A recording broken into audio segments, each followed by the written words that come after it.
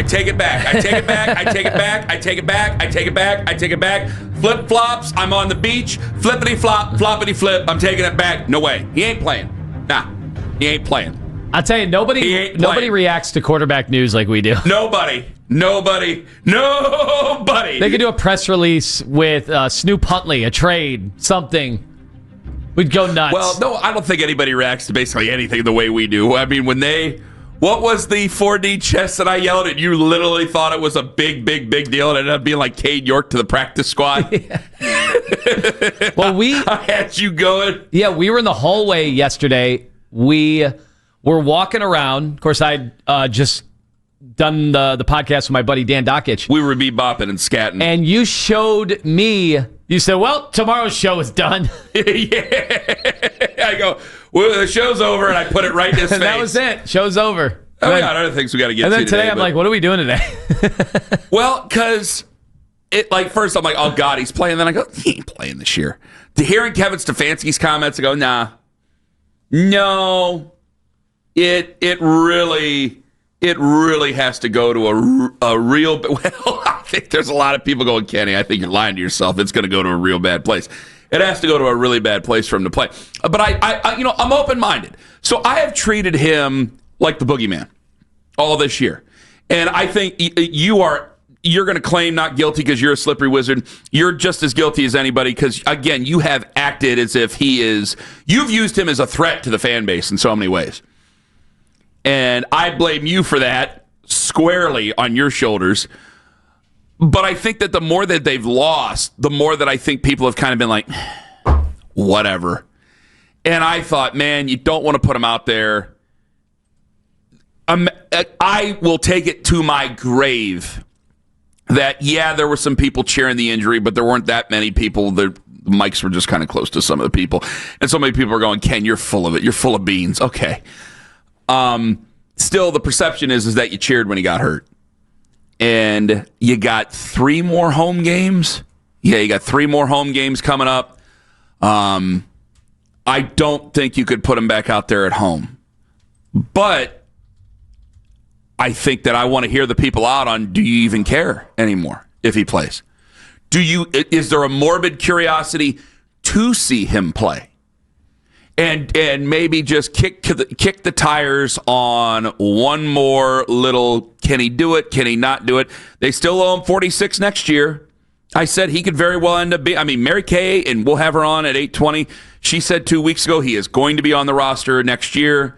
He's going to be on this team next year. There's going to be no post-June 1st designation or anything like that. And I'm going, man, he might end up being, we've been talking Mac Jones and a couple other guys. He might end up being the most expensive bridge quarterback that you've ever seen in the NFL. And I wonder, do you give it one more look-see before the end of the year? So, guys, I'm not going to shout you down or anything like that. I'm going to be very reserved here. I don't think he's playing again. I think this has a lot to do with the players' union. I think this has a lot to do with the ramifications of he is a player in good standing with the NFL, with the players' union. They don't want to have to go through any of the rigmarole on any of the legalities on what could possibly be in his contract. I don't think he wants to go through any of that. So I really think that this is probably procedural. Is that the word I'd like to use there, Tone? You're the one that took the LSAT. Yeah. I don't know.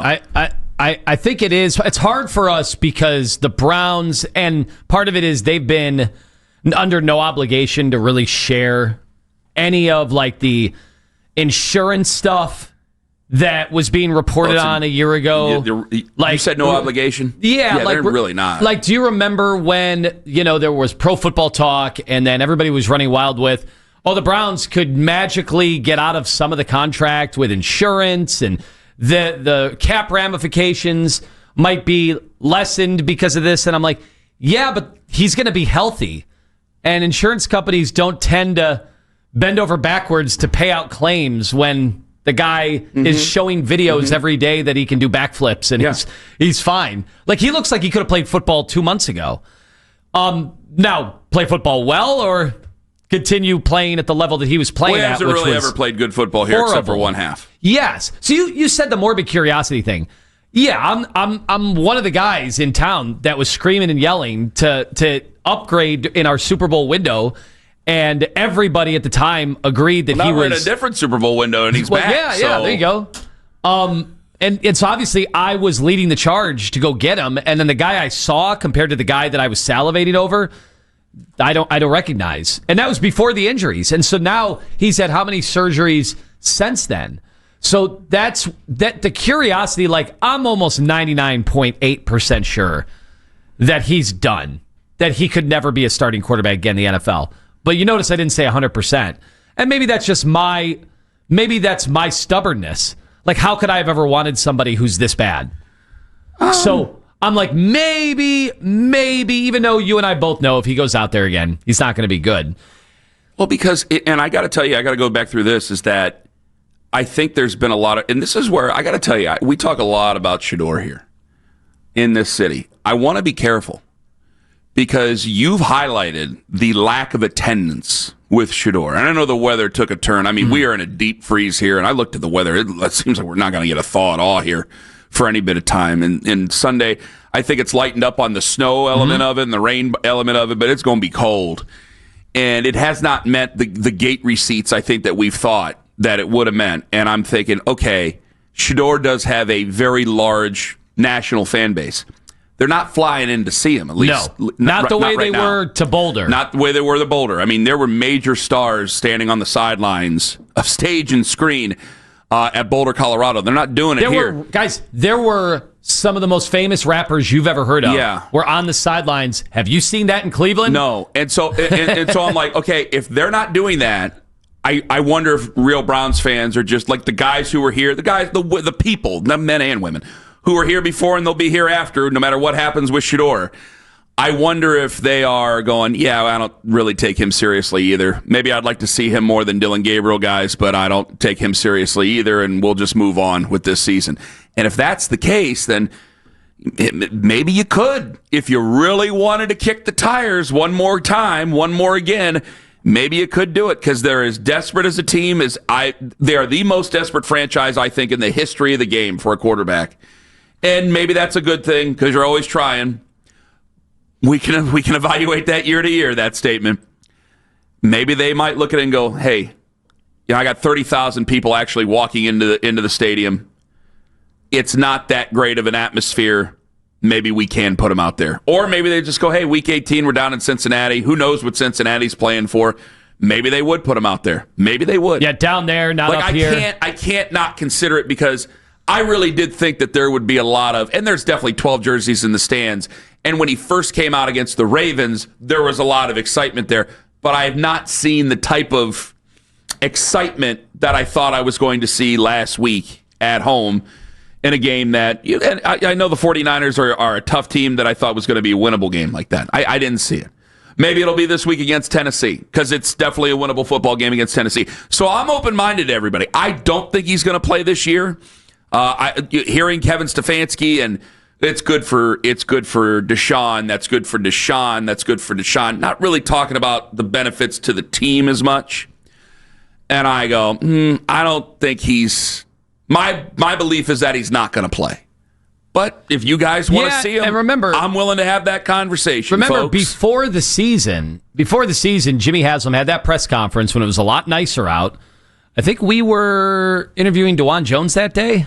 But Jimmy Haslam spoke there in Berea training camp and admitted that it was a massive mistake, and now it's dealing with the ramifications of that mistake. They took all the signage down of Deshaun Watson at the stadium. Mm-hmm. That was all good. So in our minds, that was it. But people kept reminding us, oh yeah, there's that contract. Like, if this season goes off the rails, I guess who cares? Who cares if he's not? Like, we'll get calls say, I care. I'm not going to watch. I'm going to I mean, I think they're looking at the stadium. I'm open to you. I think they're seeing that the fervor over the Cleveland Browns is, again, back to like an all-time low right now, outside of the Shedeur excitement. It really is. I mean, if Shedeur goes out there and plays really well on Sunday, I think it'll pick right back up. but it really is reaching a little bit, like in the stadium, I think it's reaching a little bit 16, 17 levels there, where it's like, all right, we're getting ready for the future, and let's deal with it. The Bills game is going to be all Bills fans because it's going to be way cheaper to go to the game in Cleveland than it would be in Buffalo. I mean, their cheapest tickets when they take on Philadelphia December 28th, $350. They could come to our stadium for $30. Like, they're just going to come to our stadium. And there's Bills fans all over Erie, PA, and there's a bunch of Bills flags around Cleveland. So we're hospitable to them. I don't mind Bills fans. I think the Haslam's kind of part of this was, what's the difference? There's so many of our fans have already said they're disgusted by the state of affairs of this team anyway, that we owe it to ourselves for all the talk about. So you think he is going to play? I think there's a chance, but then, I was thinking, well, Dylan Gabriel's a top 100 pick. Do they want his season to be over? Because going to Deshaun, then that means that the season's over, unless there are crazy injuries, for Dylan Gabriel. Wouldn't they want to evaluate Dylan Gabriel more? And then I thought, man, the biggest investment is Deshaun Watson. It's not. Yeah. It's a way bigger investment than a top 100 pick. But there's such a thing as sunk cost. And I don't know if I just think with everything that's possibly there, we talk about insurance payouts. Again, I don't know the ins and outs of that. And I would think that maybe they can get that on that. But I just look at it and go, what am I really proving if I do play him this year? I could wait until next year. I mean, they could very well put themselves in a spot. Think about this. I don't know how well Shedeur is going to do for the rest of the year. I don't know what their coaches are going to be there. There's so many unknowns here. I would lean towards, I think that there will probably be a change. I think there will probably be a reset, right? Okay, if there's a reset, then I think that a lot of this is gone. I think that probably Shedeur is gone. I think maybe Dylan Gabriel might even be gone. I know Mary Kay said that he would have a better chance, but I think that probably neither of them would still be around. I think that you're going to get a first-round quarterback, whether you like it or not. And I think that we should probably figure out somebody that we're comfortable with and hopefully make do with it. Dane Brugler is putting out some wild things, and we're going to talk to Dane from The Athletic coming up at 9 o'clock. And then I think that possibly they could just go ahead and go, hey, he's our bridge quarterback. We already are on the hook for him, and we'll go ahead and do it, and we'll let people pound the seats for the new guy with him starting. You could absolutely see a scenario with that happening, where he goes out there, and if he plays well, maybe we can get something out of him. Remember, quarterbacks are currency. Now, this is with a new regime maybe taking over. Mm-hmm. Maybe they just wash the hands out of all of it, but I don't think you want to go that much in the hole for a guy that you don't even have, where it's like, okay, I have this bridge guy. If I can get him to play decently at all, I'm not moving off my first-round pick. I'll move off of him, and we'll get something in return. We'll have to pay the freight, and we'll get some pick back in return. They may end up doing that with Shedeur and Dylan Gabriel, for all we know. I shouldn't say they're just gone. Maybe there is a move that's made in that sense. But here's what I think that that's the way that's going to play out. Here's what I want to know, because, let's be honest. Having Shedeur behind Dylan Gabriel, that was a tough spot for Dylan. Now, no one's going to feel bad. Go out and play well. That's, in the end, it's still going to be up to you. Don't play the victim.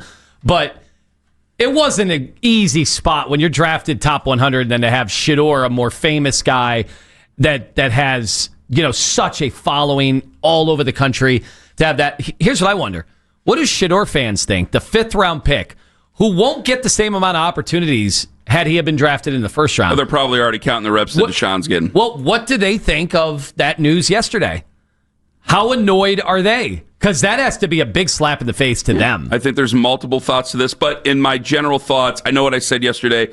I think I got caught up in the excitement. I don't think he's going to play this year. After hearing Kevin right after we got off the phone, off the studio mics with Andy and Jeff, I don't think he's going to play this year. But you've heard me yelling at you, going, "Shut up! Don't talk about it." Covering my ears, stop talking about it. Yelling at you that you're telling ghost stories to Browns fans. You're 3-9. You're 3-9. I got to back off of that. And if you lose to Tennessee, that firmly cements you as a horrific football team. And if you're a horrific football team, then with 4 games left to go, I think it's all on the deck. I think it's on the deck now, but I certainly think it's definitely all on the deck if you lose to Tennessee on Sunday, which they are a horrific team. They're so bad.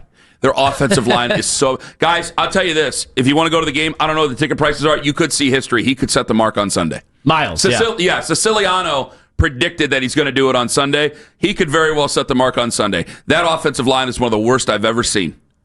In professional football, it's one of the worst I've ever seen. I've been doing it a long time now. And I don't know as much as some of the other guys. We make jokes about football guys, but it's easily one of the worst offensive lines I've ever seen. And you could see history. And this is worse than the Raiders. Yes, and a guy that will go into the Hall of Fame as a Cleveland Brown. So there is a reason other than just Shedeur. There's a reason. But if they lose to that team, then it's all on the deck. So I want to hear it from you. It could be desperation. It could be apathy. It could be curiosity. It could be morbid curiosity. Whatever it may be. They've activated the 21-day window.